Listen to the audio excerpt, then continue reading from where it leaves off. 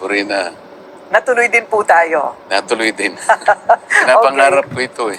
Ganun po ba? Mas pangarap po kayo ng marami kasi mahirap po kayong mahagilap. Hindi naman. Are you by choice scarce from the media? Hindi naman. Hindi naman. Sa dami kasi ng inaatupag din. Oo. So ang resumption po ng Senate Blue Ribbon Committee ay kailan? Meron na po bang petsa? Nakikita ko lang sa social media, parang November 14. November 14. Yes. Blue Ribbon Committee na po yon. Yes. Okay. Ano po ang reaksyon po ninyo sa pagbabalik ni Senador Ping Lacson bilang head ng Committee on the Blue Ribbon Committee? Eh kung gusto niyang bumalik, wala namang makakapigil sa kanya. Nagtaka nga ako kung bakit siya nag-resign. Tatanungin ko rin po sana kayo, bakit nga ba siya nag-resign? Marami pong haka-haka kung bakit. Mas maganda kasi kung siya sasagot nun eh. Hindi ko naman kaya sagutin Ay, yun para sa kanya. hindi po ninyo alam kung ano yung mga pinag-usapan ng mga kasamahan po ninyo? Eh kasi sa majority lang dinidesisyonan yun. Hindi makasama ang minority. Ang sabi po ni Senador Lacson noon ay if something like this, kung ang aking mga kasamahan mismo ay nagdududa sa aking judgment o mga desisyon, edi wag na lang. May naramdaman po ba kayong ganon of lack of confidence in his leadership? Nagsimula siguro na sabihin niyang almost all senators had insertions. So many of his colleagues in the majority perhaps were unsettled by that statement. I see, but insertions per se is not illegal. At that time, kasi ang insertions connotes a negative impression. Kasi nakita nyo naman related sa mga flood control projects, katakot-takot na insertions na kung gamitin pa yung ibang mga salita dyan, consolidation, amendments, pero iisa naman yung definition nun eh. Basta naglagay ka doon na originally wala sa nila. Mga insertions. Ano po ang inyong working principle habang tayo po ay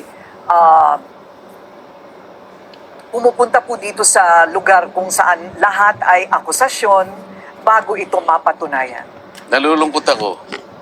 Kasi tingnan mo na lang si Orly Gutesa.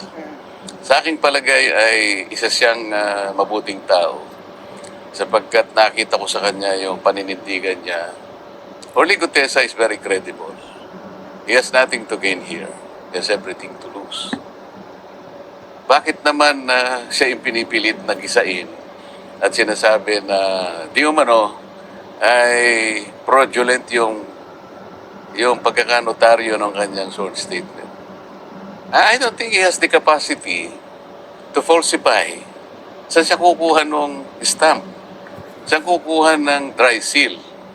Paano niya mahihiram yung notarial register para makita niya kung ano yung number na ilalagay sa document, anong page number, anong book number?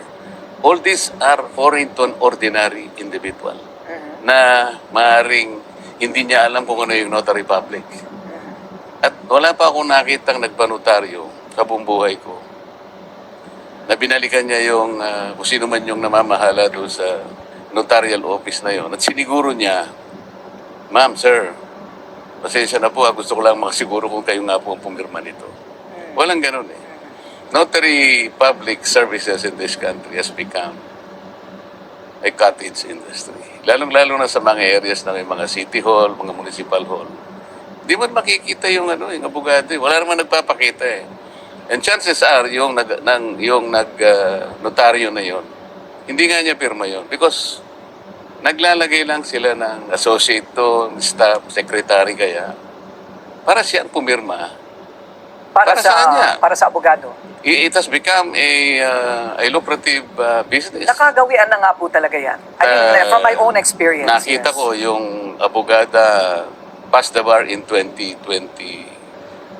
So 4 years pa lang siyang abogado. Pero kung titingnan mo, judging from the number of books, yung notarial registers, nasa book 8 na siya. So talagang nila yung pagnonotaryo. Yun siguro, baka hindi nagtatrial yon, baka wala sa korte, pero yung talagang pangunahing kinabubuhay nila yung pagnonotaryo. Yun po ang inyong hinala. Okay. Ano naman po kaya ang magiging motibo ni Ginoong Gutesa? Either way, ipeke o kaya yung magsabi ng totoo? Bakit niya na naising epeke pa? Nagmamadali siya. Kasi nung makita ko siya, alam mo yung pagpapanotaryo, wala naman sa isip niya rin siguro yun eh. Para sa akin lang yun. It's an added assurance sa akin. Totoo yan nasasabi to. Kumbaga, siguro maski ikaw siguro isipin mo rin. Sige nga, kung talagang buwang loob mo. Kasi mabigat naman yung accusation niya.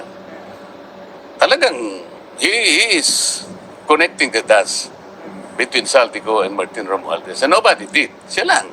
So para sa akin lang yun. I want to satisfy myself that this guy is a true person. So sabi ko, may time ka pa naman.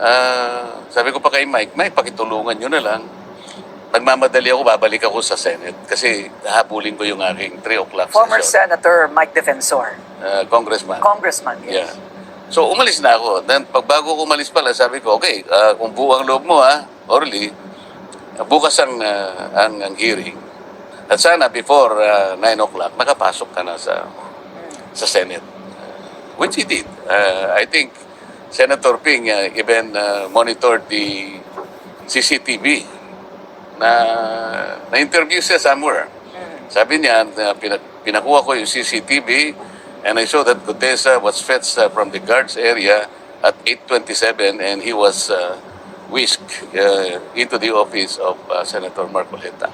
Pagkatapos noon, after 30 minutes yata to about 1 hour, sabi niya, dinala siya sa lugar na kung saan yung mga maghihiring. Ganong kalawak kanya yung kinalaman ni Senator Marcoleta. Hindi ko malaman kung ba't sinabing ganong kalawak.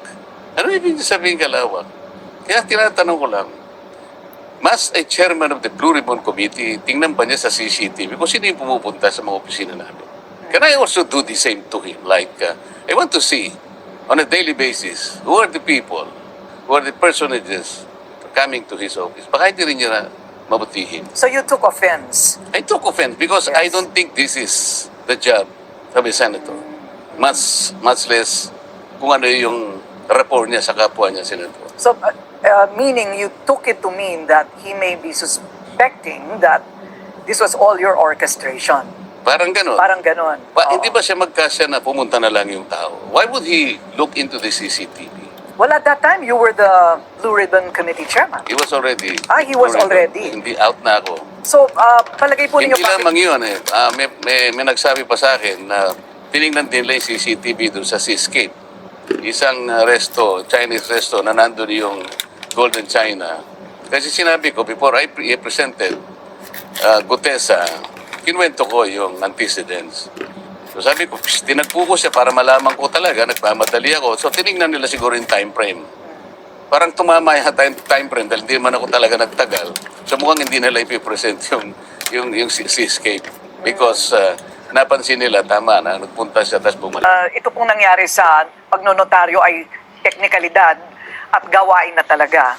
That I can confirm because from my own experience, It's a common nangyayari po practice. talaga. Yes, it is a practice. And parang walang basihan ang sinasabi nila na kayo po ang nagpakana ng buo at nag-choreograph ng buong Gutesa episode. Hindi lamang yun, dapat mag-umpisa doon sa anong motivation. Ikaw na rin ang nagsabi, anong motivation naman ni Gutesa? Nagmamadali, mag-iimbento siya ng stampad ng notarial details ng abogada. Nanghiram siya ng dry seal. Pagkatapos nanghiram siya ng notarial register para makuha niya pati yung stampad ng lugar yung Manila. Kaya ganunin mo ganyan para bakit niya gagawin yun? Pinakamadali para sa kanya, magbayad lang siya kung magkano yung sisingilin sa kanya, kung 200, kung 300, up to 500 pesos. I think that's the better and easier way to do this. Why would Gutesa chose to do this in a different way? What about money? Sasabihin ng ibang tao, baka nakatanggap ng mana from heaven. Sino magbibigay? Mas marami ba akong may bibigay kaysa bibigyan ng mga taong binanggit niya doon sa kanyang affidavit? Mali-maleta. Not necessarily from you, Senator. Maaaring magaling sa iba. No. At, Maaari, siguro pinag-iisipan nila baka nanggaling sa ano na lang ang may bibigay ng isang Rodante Marcoleta. Kung ikukumpara doon sa mga taong binanggit niya na mali-maleta na halos 3 araw sa isang linggo ang sinasabi niyang delivery. Sa palagay po ninyo, kayo po'y abogado rin, ano? Ano po ang maaaring gamitin na corroborating circumstances or testimony dito po sa mga sinabi ni Ginoong Gutesa na pag-deliver po niya ng mali-maletang pera doon sa construction site daw? Ang unang makapagpapatunan niya, tawagin nila yung dalawang lalaki na binabanggit niya doon. Ang pangalan ay John Paul Estrada at saka Mark Tiksay.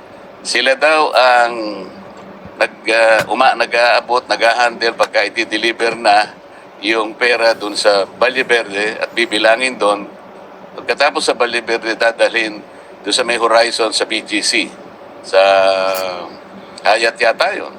At from Hyatt, ibababa nila yung dapat na ibabang mga maleta at dadalhin sa bahay ni Martin Romualdez. Yung dalawang lalaki, bakit wala mang mag-isip sa kanila na tawagin yung dalawa? Bakit ang pinipilit ni Gisain si Gutesa? Ang balita ngayon, iniipit na rin yung dalawa. Nasaan nga po ba itong dalawang ito? Tinago raw yung dalawa. Ang balita, itong dalawang, hindi ko alam kung yung Mark Tiksay kung nasaan, pero yung John Paul Estrada, nandun daw sa Chile at binabantayan. Saan po? Chile. Chile. Yan ang huling balita. Chile, why? We have no extradition treaty with Chile? Siguro, bukod sa malayo, baka wala tayong extradition treaty. Oo. John Paul Estrada. And Mark Tiksay. Ayun. Parang ngayon ko lang naririnig itong mga pangalan ito. Nandun sa I see. Okay. Nandun sa Makahuli lang ako source sa balita. statement. Bakit? Ang unang dapat na ginawa nila, sinecure nila yung dalawa na yun. Kung talagang gusto nila, tumagal kami. Halos, nung lumabas si Gutesa, hininto nila. Nag-resign ng chairman, pagkatapos, nag-adjourn kami. Pwede naman kasing mag-hearing, Miss Corina. Kasi ngayon, kahit naka-adjourn kami, nag-hearing kami, nag-briefing kami sa ating budget.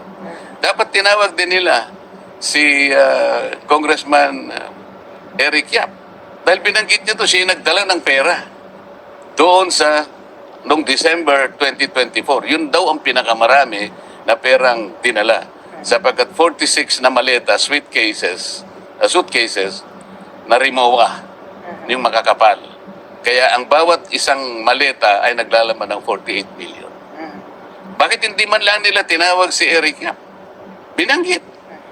Ang pinipilit nilang bigyan ng butas, yung statement, na wala namang motivation para mamiki pa si Gutesa. Why not just follow that lead? At pagkatapos, naging academic din yung Ms. Corina, sapagkat alam mo naman, nung tagpo na siya ay humarap na at sumumpa na rin sa committee. And he allowed himself to be interpellated by the members. Miski si Senator Ping, sinabi niya, wala naman kanyang, hindi naman nabaliwala kanya yung testimony. Pala, bakit pa tayo pumupunta dun sa Notary Public? Kinasangkapan nila yung executive judge ng RTC ng Manila para gumawa ng order na yung pirma ay talagang hindi pirma ng abogada. Why would it be a problem to remedy that? Can't he just redo the affidavit and do the notary the proper way? Pwede naman po yun, di ba? Mabuti ka pa. Alam mo yung gagawin mo. Mas lalong alam nila yung gagawin nila. Ako ayaw ko nga i-suggest sa kanila. Okay. Kasi dapat naisip nila yun. Any ordinary human being could have thought of that. Okay. Well, I'm very ordinary and I thought of it. So, I Hindi, guess... special ka naman. Hindi po. Ako po nakikiangkas lang po ako sa inyong brain waves. Okay, so the other question would be, nasaan si Gutesa ngayon? Where is he? Come out wherever you are. Sabi nga nila, we'll take a short break. We'll continue our discussion with Senator Rodante Marcoleta. When we return, stay tuned. This is On Point.